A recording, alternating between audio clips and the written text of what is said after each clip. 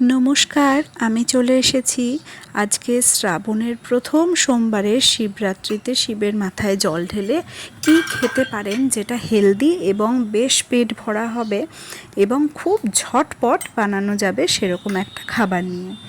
আমি দই নিয়েছি একটা বাটিতে, দইটাকে ভালো করে ফেটিয়ে নিলাম। ফেটিয়ে নেওয়ার পরে এতে দিয়ে দিচ্ছি সন্দব লবণ।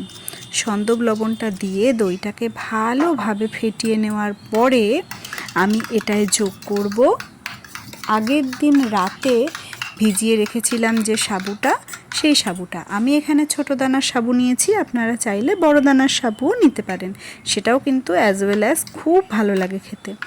ব্যাস হয়ে গেল, সাবুটা মিশিয়ে নিলাম। নিয়ে এতে আগের দিন রাতে সাবুর সঙ্গে কিছু আমন্ড ভিজিয়ে রেখেছিলাম, সেই আমন্ড আর কিশমিশ ধুয়ে রেখেছি, সেই কিশমিশটা দিয়ে দিলাম।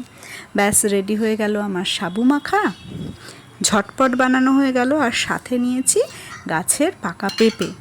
ব্যাস ঝটপট রেডি হয়ে গেল ওয়ার্কিং লেডিদের জন্য আদর্শ ব্রতর খাবার। আমরা ব্রতও করব, আমরা আমাদের কাজও করব এবং ফ্যামিলির বাকিদের জন্য ব্যবস্থা রাখবো সব কিছুর, তাই তো?